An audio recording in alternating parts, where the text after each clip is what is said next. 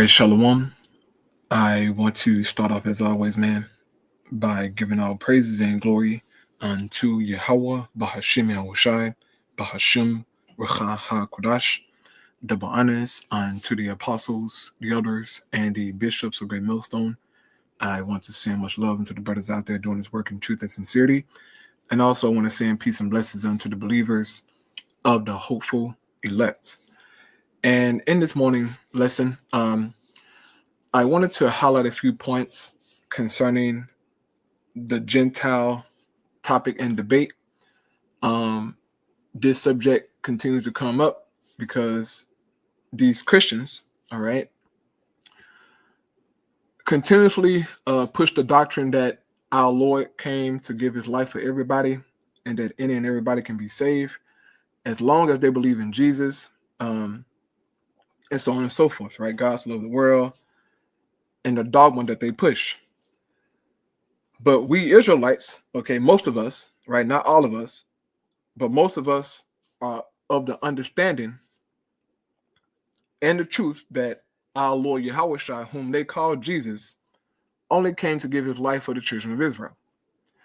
And the Christians like to run to Paul epistles as if Paul validate their point or back them up in their beliefs. But in actuality, Paul does not support what they believe in, okay? If you get into Paul epistles, you can see clear as day, if you have understanding, that Paul was writing unto the Israelites who were scattered throughout Asia Minor, okay? Paul wasn't confused about who he was preaching to, okay? He knew exactly who he was talking to. He knew exactly why he was going to them, okay? So I just wanted to highlight a few verses, write a few precepts concerning the Gentile subject. Try to get through it pretty quickly, all right? Because this is really easy, right? But Lord willing, this is edifying to you brothers and sisters out there who may tune in or come across this video, because I know that a few of you out there are still struggling with the Gentile topic, right? And that's okay, because I was there at one point as well, trying to understand the Gentile subject, not understanding the full scope of the scriptures. I've been there, okay? So getting into this here, man, hopefully that gives you some insight, right? Some notes to take to where you can also understand this Gentile subject. So here we go. The first precept I want to deal with is here in Colossians chapter 1 and starting at verse 21. Okay, this is Paul writing this epistle to the believers in Colossus, Greece, right? So you go here to Colossians chapter 1 and 21. Listen to what Paul going to say. It says, "And you that were sometimes alienated and enemies in your mind by wicked works." So they were alienated, right, from the Most High in their minds by their conduct, okay, by the things that they were doing, right? It says, "Yet now hath he reconciled." So let's deal with the first verse right here, right? Verse 21. So these believers, right? Paul said they was alienated and enemies in their mind by wicked works. So they was doing things contrary to the laws of the Most High, right? This doesn't mean that they were actual Gentiles as in non-Israelites. No, they were Gentiles in their minds. And this is something that the Christians always skip over, or they just can't understand, is that these believers whom Paul was writing to, okay, they weren't natural Gentiles as in non-Israelites. They were being called Gentiles in Greeks because of their works, their wicked works, man. And these things will be highlighted as I move on through this lesson, okay? But Paul said, "Yet now had he reconciled." Now, let's deal with the word reconcile, right?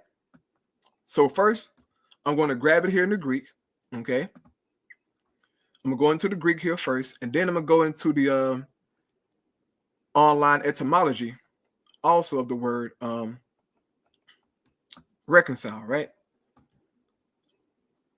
So this is G604, right? I'll let Esau pronounce it here. Strong's G604, apokatallasso. Apokatallasso. Right? And this is he says root etymology. So this is a compound word, right? For reconcile. So you scroll down here, right?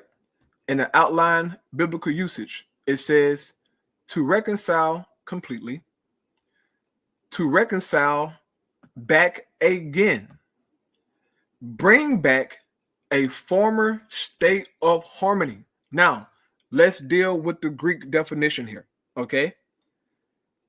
Paul said that these individuals, right, there was once doing wicked works in their minds, right, spiritually. But then Paul said that the Lord brought them back. He reconciled them. My question to you Christians is this. If these were natural Gentiles, right, we know that according to the scriptures, that the Most High God never made a covenant with the heathen. They were never a part of him. He never called them his people, nothing. We understand this, right? Well, maybe you don't. Okay, maybe you don't understand it because I know you Christians, you have a ham and cheese mindset, okay? And normally you can't critically think or process things. So we're gonna help you out here. All right. If you go to Psalms, okay. If you go here to Psalms, the book of Psalms should be in your Bible. Okay. This is Psalms, right? You go to Psalms here. Hold up, Salakia. Psalms 147. I'm sorry, 147. I click 49. If you go here to Psalms, right? You go here, Psalms 147, verse 19, right? It says, he showed his word unto Jacob, his statutes and his judgments unto Israel. He had not dealt so with any nation. And as for his judgments, they have not known them.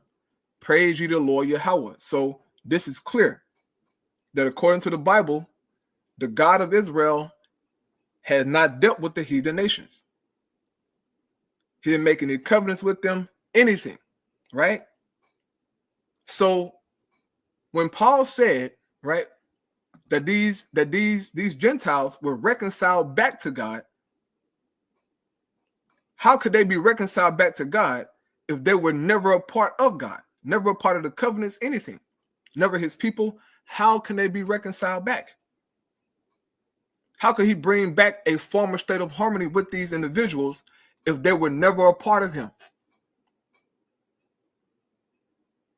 You never ask your question. You never ask yourself that question or even think that. In order for him to bring them back, they had to be a part of him, man.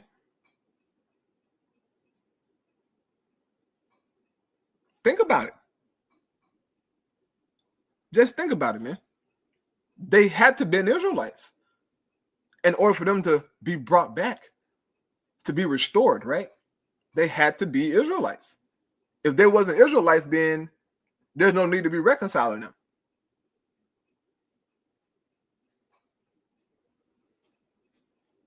Plain and simple, right? Now, I also wanted to get real quick Divine Expository, right? What's that strong number here again? G604. Let's go ahead to the Divine Expository Dictionary, right? So G604. Salakia. My bad.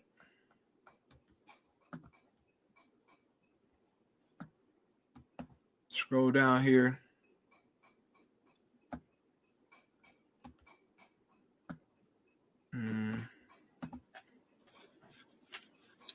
Right, so we're going to find G604.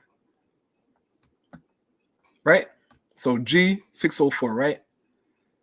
It says to reconcile completely, a stronger form, number one, to change from one condition to another, and so to remove all enmity and leave no impediment to unity and peace. Jumping down here, right? It says a reconciliation of believing Jew and Gentile and one body unto God through the cross. It says in Colossians 1:21, not the union of Jew and Gentiles, is in view, but the change wrought in the individual believer from alienation and enmity on account of evil works to reconciliation to the Most High, right? That was doing wicked things, right? By their works. But it doesn't mean that there was natural Gentiles, man. There were Israelites who were following the ways of the heathen. Okay, now if you go here to the Etymon online, right, for reconcile, as you can see here, it says verb, mid 14th century. It says to restore to union and friendship after estrangement or variance, right? To restore, right? Friendship after estrangement or variance. Now, going into Ezekiel 14, right? Because it mentioned estrangement. Ezekiel 14, verse 4, it says, therefore speak unto them and say unto them, thus said the Lord God, every man of the house of Israel that set up his idols in his heart and put it the stumbling block of his iniquity before his face, and coming to the prophet, I the Lord will answer him that cometh according to the multitude of his idols, that I may take the house of Israel in their own heart, because they are all estranged from me through their idols. You see that? Jake became estranged through idolatry, okay? And during the Greek captivity, right, during the time of the Maccabees, they were forced to serve the gods of the Greeks to keep their customs, okay? There was colonized, so to speak, right? There was assimilated into a more dominant culture at that time, which were the Greeks. And they lost who they were mentally, spiritually, okay? I'll get into that. But back to the definition, it says to restore to union and friendship after estrangement or variance. It's also of God and Mashiach. It says restore mankind sinners to forgive or grace. It says to bring together again, regain, win over again, right? Re-again, conciliere, make friendly. To make friendly again, right? How is that possible? Bro, if me and you was never friends, how can I come to you and say, let's be friends again, if we never were friends? Come on, bro. That don't make no sense, bro. If I don't know you, bro, and I come up to you and say, hey, man, you know what, bro? I'm sorry, man. Let's be friends again. I'm sorry. You look at me like, bro, I don't know you, nigga. What the fuck are you talking about? I don't know you, bro. I never seen you in my life. But that's how Christians sound. That's how foolish they sound. Christians are saying that, you know, the non-Israelites, okay, the actual heathen, Esau, you know, Moab, they're, trying to come back to God and be friendly again with God, right? As if there was a part of God. No, you sound foolish, man. But they can't see how foolish they sound. And really, Esau just going off his pride and ego, okay? He really pissed, right, that we believe in something that's not of him. That's what Esau mad about. Esau pissed that we stepped outside of the box. That, us brothers and sisters didn't continue to be the niggas that their forefathers wanted us to be. To follow the system, right? To follow the protocol of Edomite Christian dominance. They're really pissed, okay? And the Christian Negro, he don't know where he at, all right? He really don't know where he at. He just wake up in the morning, look, blink his eyes. He don't know where he at. Lip hanging. And he loved his master, okay? Jake don't know what the hell going on with nothing, okay?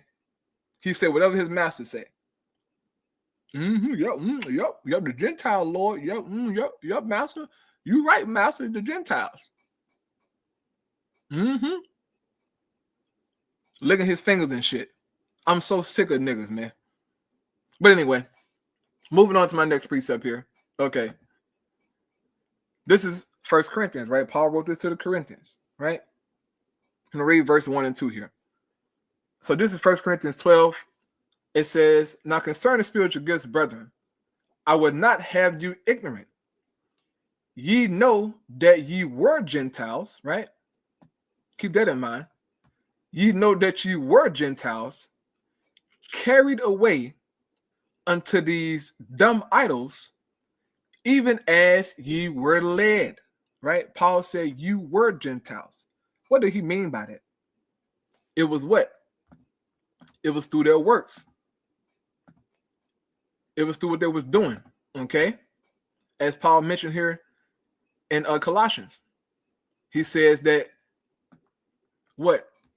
And you that were sometimes alienated and enemies in your mind by wicked works. So it was things that they was doing that made them Gentile, heathen in their works, okay? Because Christians act as if, Gentile and heathen is a nationality. It's not.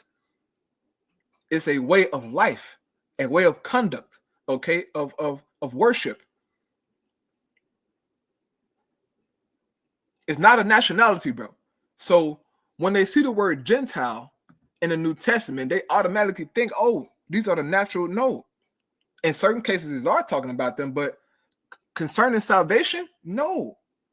These are Israelites, man.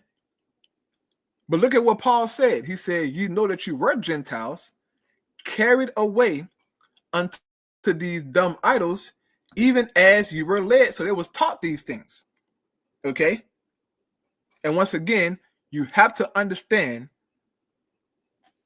the history of the Greeks and what was going on with the Israelites during the Greek captivity, man. That's a big portion of history that most people don't know, especially a Christian, okay? A Christian Negro. He really don't know what the hell going on.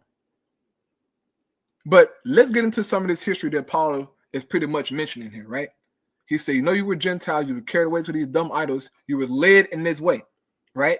And this goes back to what Antiochus Epiphanes IV did, right? During the Greek Empire. He was around, I believe, in 168 or 164 BC. Okay, so we're talking about 100 plus years, or right before Yahushua came on the scene. But you had Jakes who was, following the Greeks. No. He was around in hold up. It says, 175.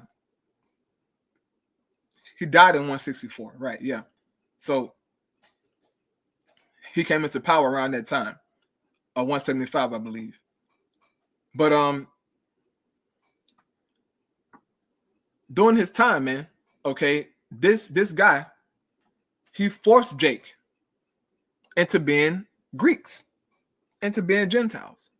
And so let's read about it, man. This is the book of 1 Maccabees, right? Chapter 1, starting at verse 41. Now I have the GNT Bible pulled up here. So it's going to sound a little bit different from the KJV 1611, but it's pretty much saying the same thing, okay? This is just of a more modern English of what the KJV says. So read this. It says, Antiochus now issued a decree that all nations in his empire should abandon their own customs and become one people. So he was pretty much setting up a new world order, man. Okay, this is Esau. Esau always wants you to leave off your customs and your ways to follow him. Same thing like Esau today, bro. They want you to be westernized, right? Do what Americans do. Serve our gods, eat our food, dress like us, talk like us, be like us, right? As they did to Gad, Reuben, all the tribes. They colonized them, forced them to follow their way. Esau never changed, bro. It's the same damn devil, man. Okay? It says all the Gentiles, even many of the Israelites, submitted to this decree. So you had children right here. It said the children of Israel, right? The Israelites, they submitted to this decree. So they said, to hell with following the customs of our forefathers and what the Most High taught us. We're following the ways of the Greeks. It says they adopted the official pagan religion, offered sacrifices to idols, and no longer observed the Sabbath. It says the king also sent messengers with a decree to Jerusalem and to all the towns of Judea, so everywhere Jake was at, right? Ordering the people to follow customs that were foreign to the country. He ordered them not to offer burnt offerings, grain offerings, or wine offerings in the temple, and commanded them to treat Sabbaths and festivals as ordinary work days. They were even ordered to defile the temple and the holy things in it. They were commanded to build pagan altars, temples, and shrines, and to sacrifice pigs and other unclean animals there. They were forbidden to circumcise their sons and were required to make themselves ritually unclean in every way they could, right? Verse 49 says, so that they would forget the law which the Lord had given through Moses and would disobey all its commands. The penalty for disobeying the king's decree was death.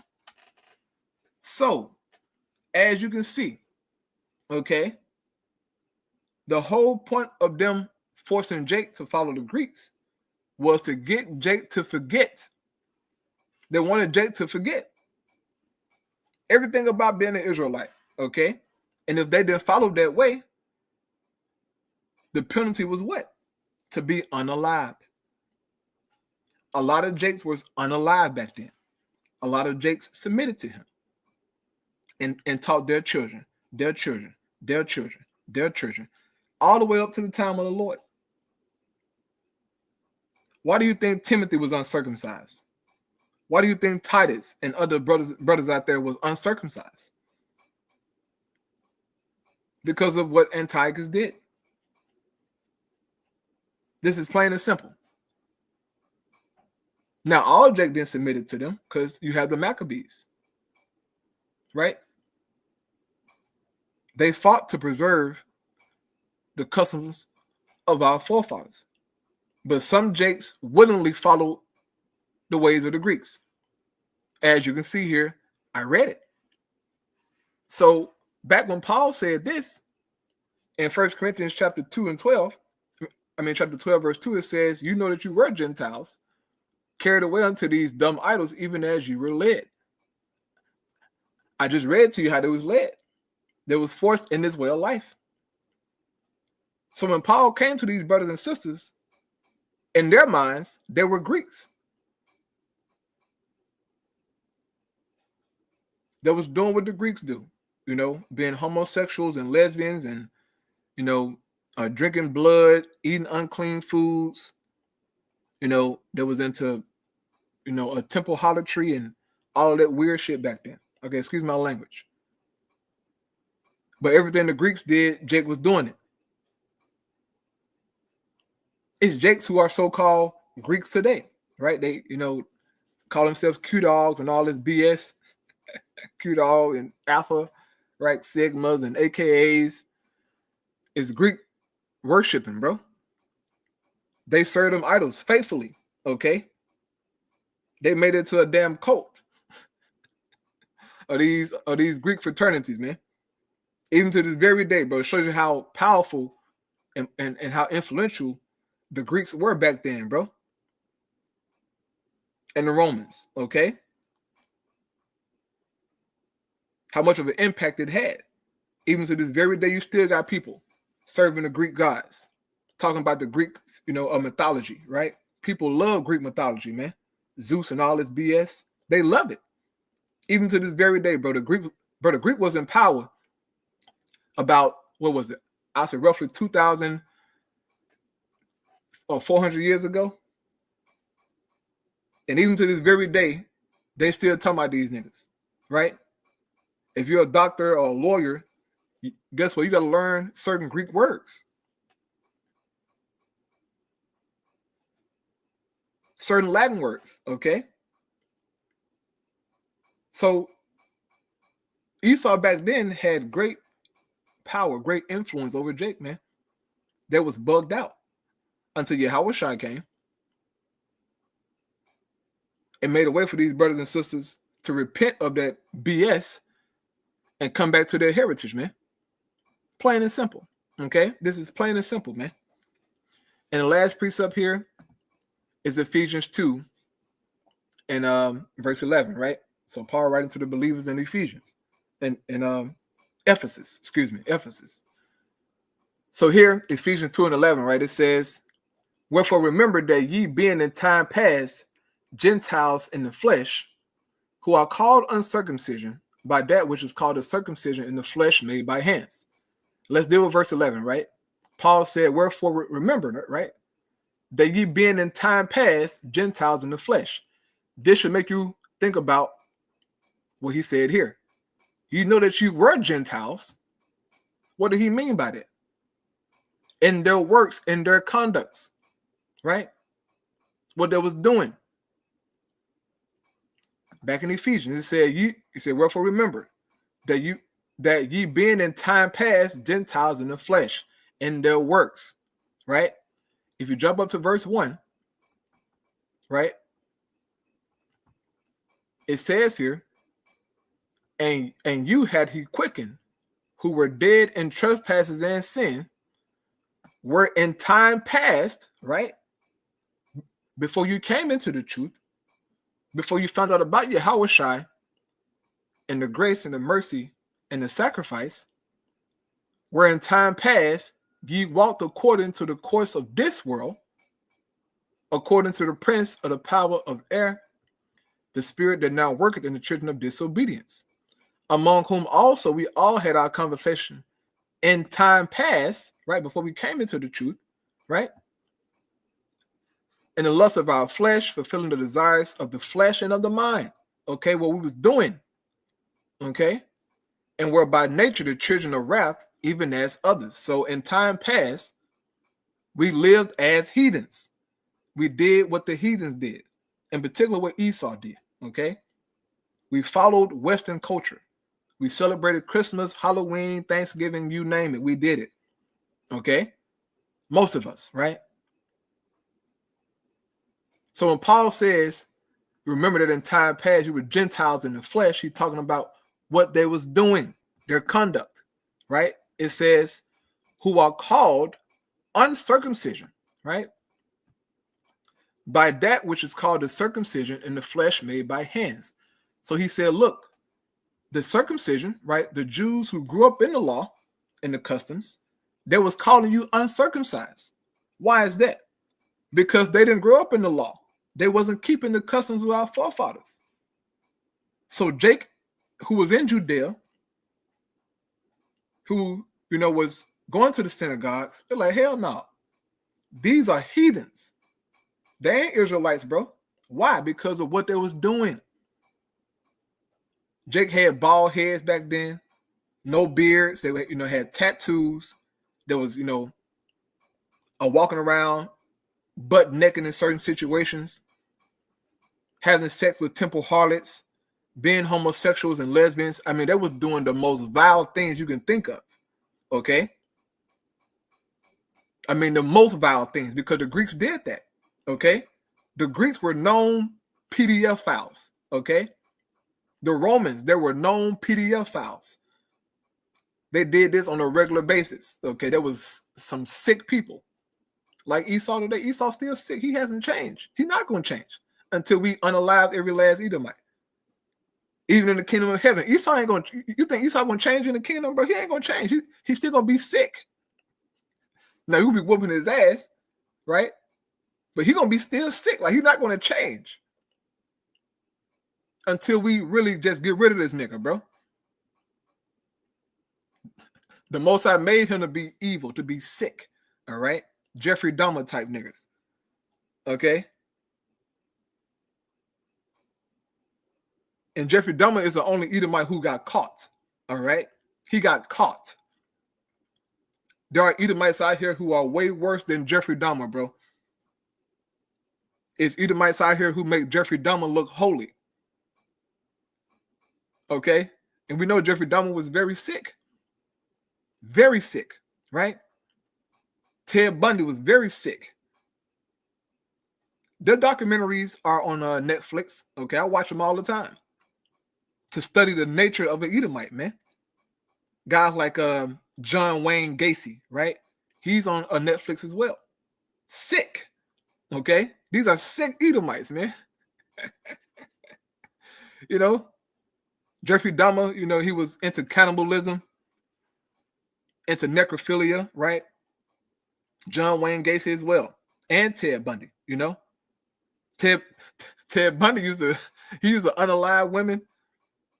Then he used to do their makeup for them, you know, wash their hair, and then have sex with the dead body, you know, sleep with it, dance. I mean, he was doing some sick stuff, man. But that's Esau Edom, bro. Like that's normal for Edomites to do. Very normal. So they was calling Jake like hell no, these are unclean niggas. No, hell no, they ain't no Israelites, bro. Because Jake was doing what Esau was doing back then, like today, bro. Same thing, right? So real quick, right? You go here to Romans.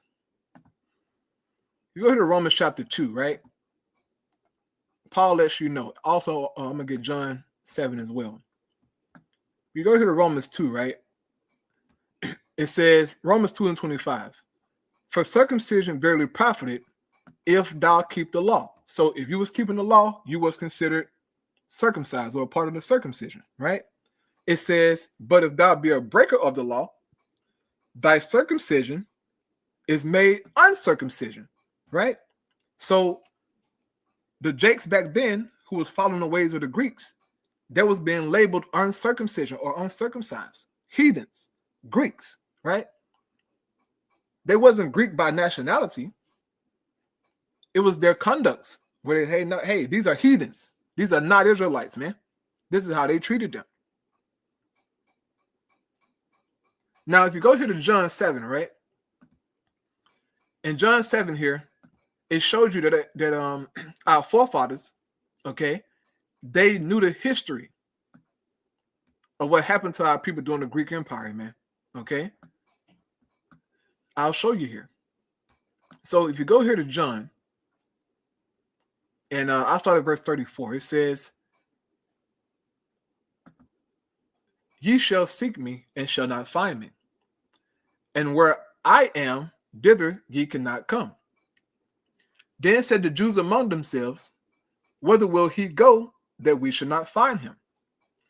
Will he go unto the dispersed among the Gentiles and teach the Gentiles? Now, the first thing we're going to do here is look up the word disperse, right? You go to disperse. Here in the Greek,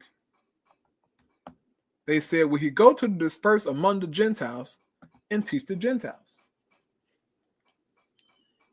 So G1290, right? Strong's G1290. Diaspora. Diaspora. It says a scattering, dispersion of Israelites dispersed among foreign nations. And then verse 2 says, of the Christians scattered abroad among the Gentile. As if the Israelites and the Christians are just two different things, right? This is trickery of the devil, man. See, he put, Israelites scattered throughout the nations. And then Christians, you see the Christians were scattered too. As if these are just, different individuals, man. These are the tricks of Esau Edom, bro. No, they were Israelites. Okay, now, once again, I want to go to the Vine's Expository Dictionary, right? So G1290, right? You go here to G1290. And they will tell you, okay? So G1290, right? It says a scattering, a dispersion was used of the Jews who from time to time had been scattered among the Gentiles. Ho. You see that, Christian Negro? I know your crusty behind don't look up words, but there you go. Okay? Was used of the Jews who from time to time, right, had been scattered among the Gentiles, right? John 7:35. It says later with reference to Jews so scattered who had professed or actually embraced the Christian faith, the dispersion. James 1:1, especially of believers who were converts from Judaism and scattered through certain districts, sojourns of dispersion, right? It says Peter 1:1 in the Septuagint, it says of Israelites scattered and exile. There you go, Negro. There you go. But you'll still have Christians who will argue this and say, no, these are Christians. They were Christians. As if being a Christian is a nationality. People act like being a Christian is a nationality. It's not. You idiots, man. Who were the individuals being called Christians? Okay.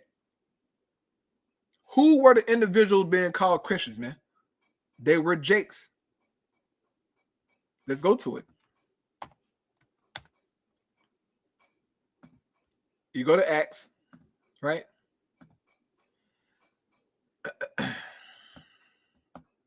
Go here to Acts 11:26. It says, and when he had found him, he brought him unto Antioch. And it came to pass that a whole year they assembled themselves with the church and taught much people. And the disciples were called Christians first in Antioch. So these Christians had a nationality, and they were Jakes. All right, they were Israelites. Now, going back to John 7:35, right? Because I wanted to highlight something, right? Keep in mind, these Jews in Judea said something here, right? They said, John 7:35, it says, then said the Jews among themselves, whither will he go that we should not find him? Will he go unto the dispersed, right? To scatter Israelites among the Gentiles, right? And teach the Gentiles. Pay attention to that, right? The first mention of the word Gentile here, these are actual Gentiles or actual heathens. In particular, they're Greeks. Okay, if you go to the word Gentile here, right? The word is G1672, right? It's Helen. Okay, the word is Helen. And here in the outline biblical usage, right, it says here, a Greek either by nationality, whether a native of the main land of the Greeks, islands, or colonies. Pay attention to this right here, right? It says, in a wider sense, the name embraces all nations, not Jews. That's a damn lie. This is the trickery of Esau Edom, okay? It says, in a wider sense, the name embraces all nations, not Jews, right? That made the language, customs, and learning of the Greeks their own. And the primary reference is a difference of religion and worship. So they're saying here that, oh, then no Jews embrace the language, customs, and learning of the Greeks, right? And made it their own. This is a damn lie. I've showed you in Maccabees that you had Jakes who embraced that, man. Come on, bro. That's the trickery of Esau, right? But once again, let's go to the Vine's Expository, right? G1672. I like going to that because they get to the point in certain cases, right? So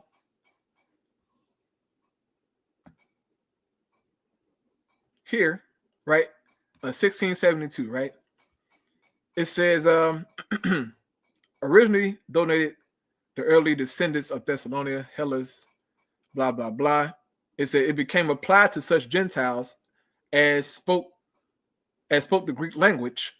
It says, since that was the common medium of intercourse in the Roman Empire, Greek and Gentile became more or less interchangeable terms. For this term, the RV always adheres to the word Greeks, right? John 7:35, Romans 2, it says, where the local church is distinguished from Jews and Gentiles. So they exchanged the word, all right, Gentile and Greek, okay? Gentile and Greek, right? So Jake in Judea, right? Jake in Judea said, will he go unto the dispersed among the Gentiles and teach the Gentiles? So they refer to the dispersed as Gentiles or as the Greeks, right? Hey, Salakia, my dog in there barking. Salakia. So you go here, right? John 7:35 in the NIV, right? Watch this. John 7:35 NIV. It says, the Jews said to one another, where does this man intend to go that we cannot find him? Will he go where our people live scattered among the Greeks and teach the Greeks? You see that? The Jews who were in Judea, who knew the history, who knew the law, they are calling these scattered Jakes, right? They say our people. They're calling them Greeks. Why? That's the question I'm going to pose to you Christians out there. Why are these Jews in Judea calling their scattered own people Greeks? Now, you can't be a Greek and an Israelite, nigga. So why are they calling them Greeks or the Greeks? I'm going to close out right there. But there's something for you Christians to dissect, get into that. Since you want to be deep, like you know something, right? Go into why are these Jews calling their own people the Greeks? Ask yourself that. So I'm gonna close out there, man. Just want to touch on a few points here, bro. This a Gentile topic, okay, is gonna be here and debated until Yahushua come back, bro, because the Christian just ain't gonna get it. And this ain't for you Christians to get it anyway, okay? This is for brothers and sisters out there who are somewhat struggling with the Gentile subject. You see the word Greek and Gentile and all nations and stuff like that, and it kind of trips you up a little bit. I've been there before, okay? But through constantly studying, taking notes, watching the apostles, watching brothers' videos, getting into stuff, researching, it started to become clear. It's clear to me, okay? I can go on this topic all day long. I mean, I can touch on a lot of precepts from watching the apostles over the years, man. This has become easy to me, but for the brothers and sisters out there, go through this information, man. The Gentiles in the New Testament who were preached, preached the gospel to, who repented, who obtained salvation, they were Israelites. This should help you out with the term, right? Paul said, Jew nor Greek, right? This John 7:35 in the NIV should help you out with that. Because these Jews are calling their own scattered people Greeks.